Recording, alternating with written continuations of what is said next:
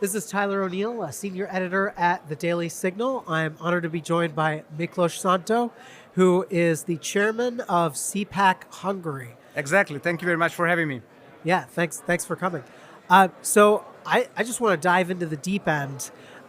We've been talking a lot about USAID, this agency for international development that bills itself as being for democracy, and yet it's pushing all these woke leftist causes, often working alongside leftist billionaire donors like George Soros and his Open Society foundations.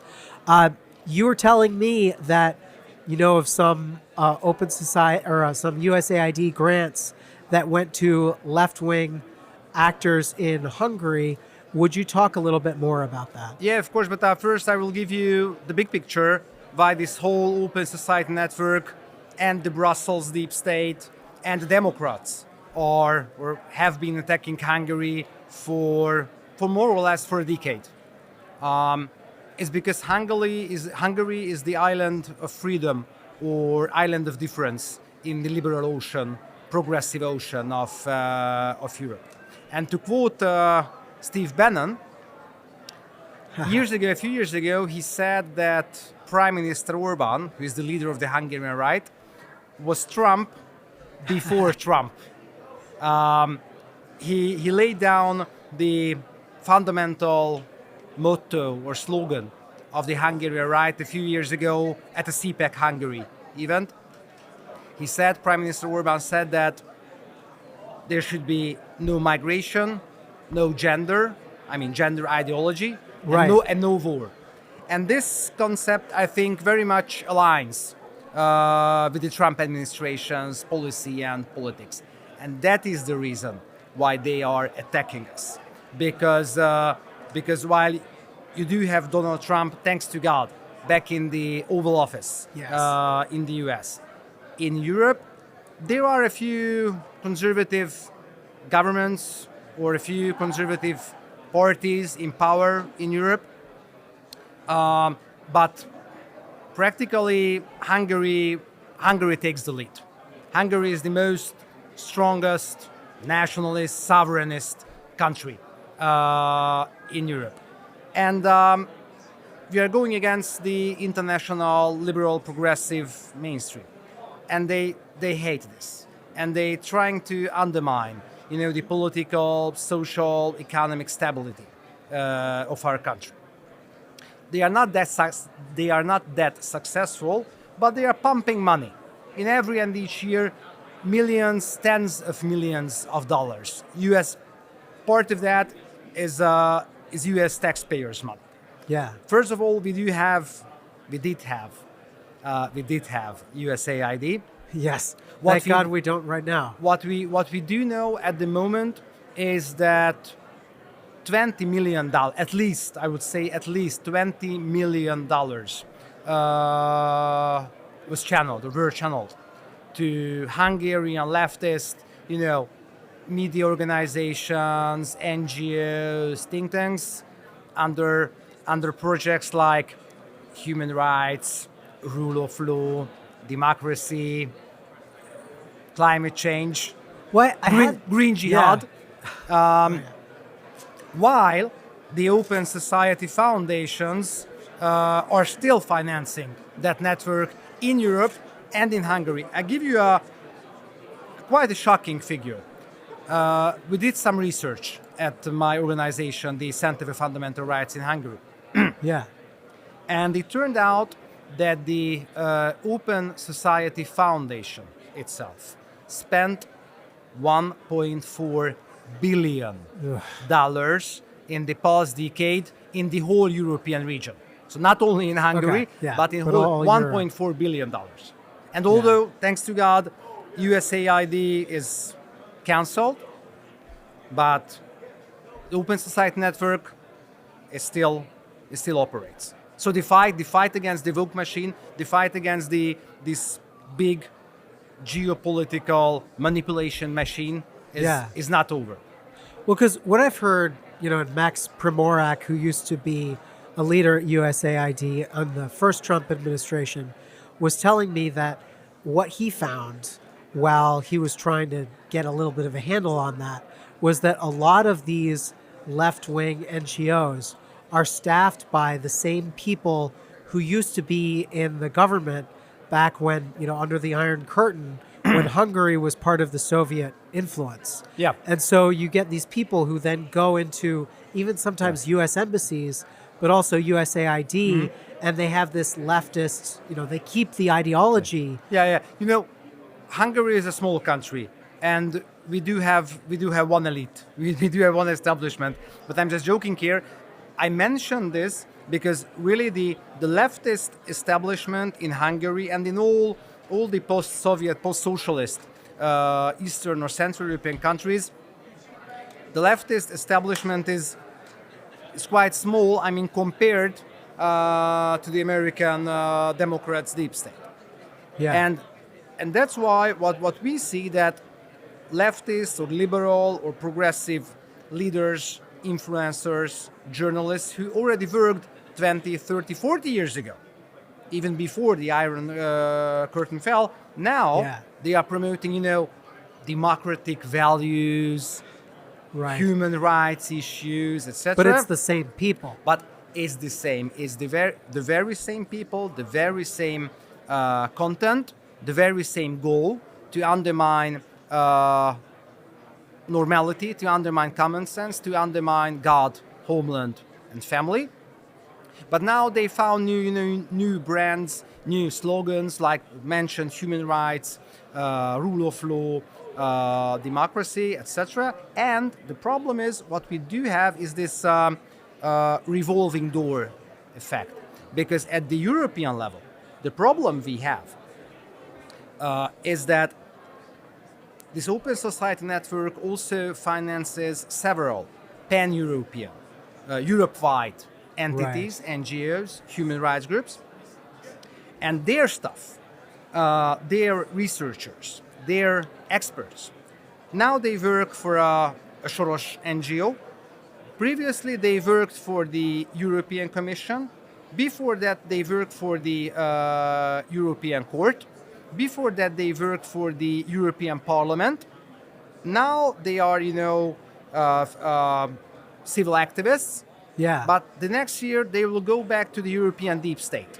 Yeah. And that's we do. Brussels is our deep state. Yeah. You began here to drain the swamp in the US with Trump. It will be a hard work, hard job. But at the European level, we are fighting against the Brussels deep state. And my point here, I will be on the stage at CPAC and with CPAC Hungary. Our point is that it's a fantastic result that Trump is in the White House, and we do see that there are fantastic already implemented steps if it comes to migration, if it comes to anti-trans and anti-gender issues, fighting promoting DEI. family, Yes. children, protection of the children, and peace negotiations related to Ukraine. That's highly important for us, for Hungarians. Prime Minister Viktor Orbán has been pushing for ceasefire and peace negotiations for years. And now we do see that Trump, and he also told several times that should Trump be elected as president of the US, he will bring peace to Ukraine. And now what's happening? Peace negotiations are already happening with the leadership of the US. Yeah. But my point is that although those are wonderful victories and successes, but this whole woke machine is so deep. This global deep state is so deep that even with USAID cancelled, this woke hydra has 4 or 5 additional heads. Yeah. So maybe or hopefully the war in Ukraine will be over, but the war against the woke machine should go on. So I also am curious, speaking to a Hungarian, George Soros was born and raised in Hungary. How do you see him, seeing him influencing your country now that he's an American citizen, now that he's taking that money and trying to change his original homeland? And I've heard conflicting reports about his own personal history. Look, George Soros is a very typical globalist. You know that type of anywhere guy. There are Yes. localists, sovereignists, Nationalists, patriots. yeah, somewhere guys, and there are anywhere guys.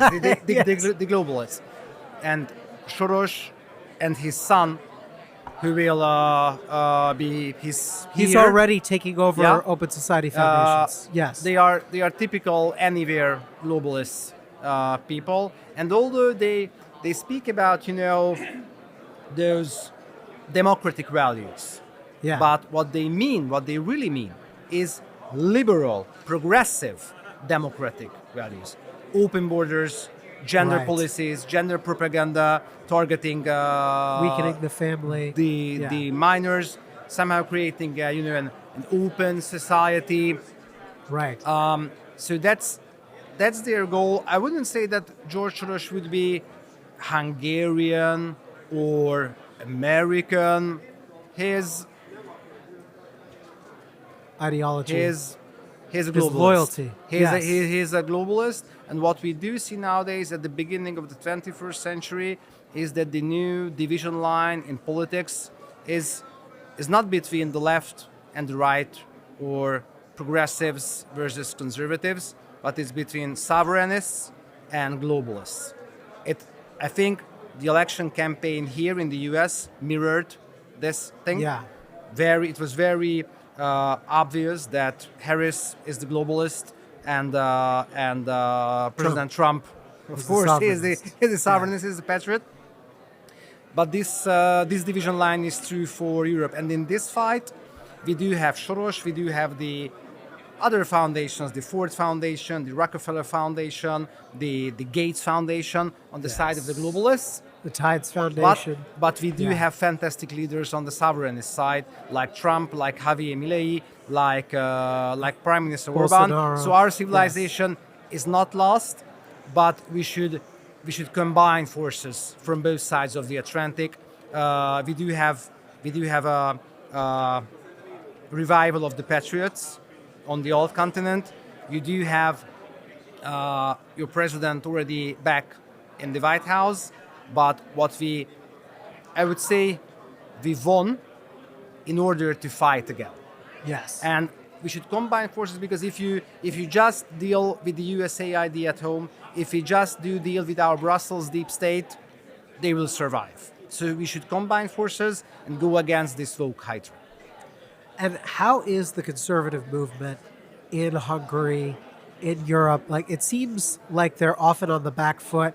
I remember you saying that many of the conservative movements in Europe are not often as muscular, are not as patriotic. Like, I think of the British Conservative Party, Yeah. which I like a good amount of, but they're not very strong on fighting gender ideology. I will try to tell you in American English.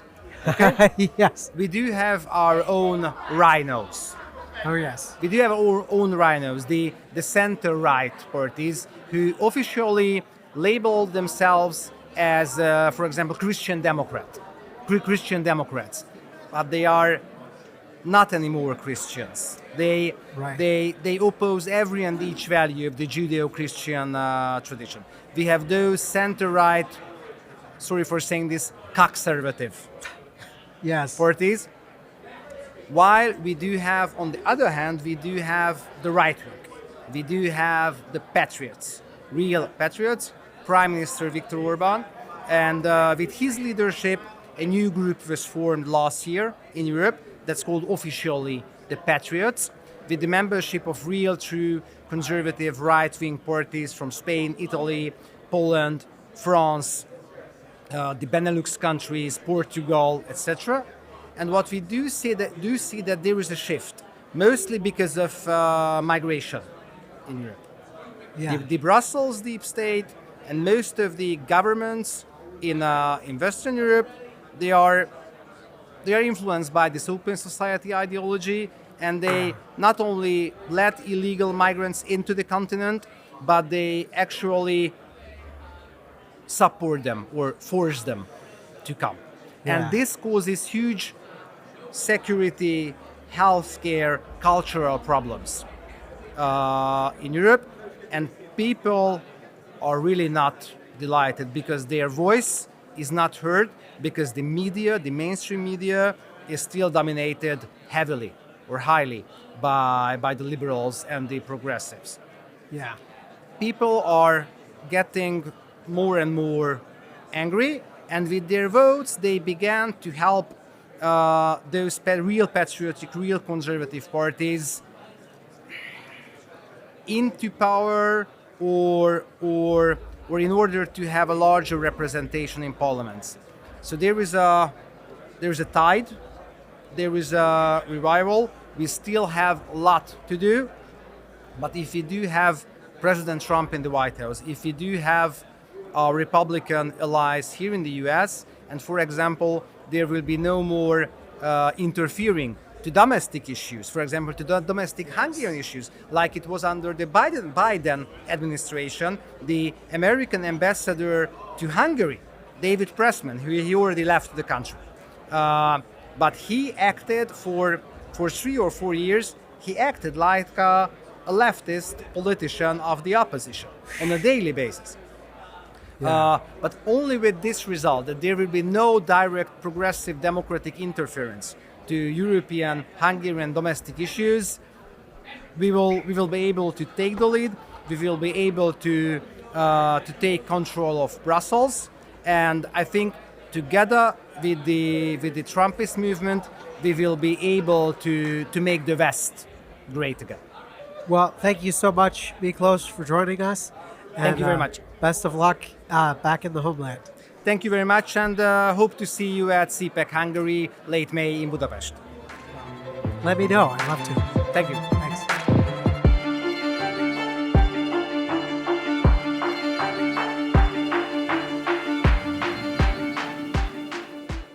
Subscribe to get the news the legacy media won't tell you and only the Daily Signal can bring to you.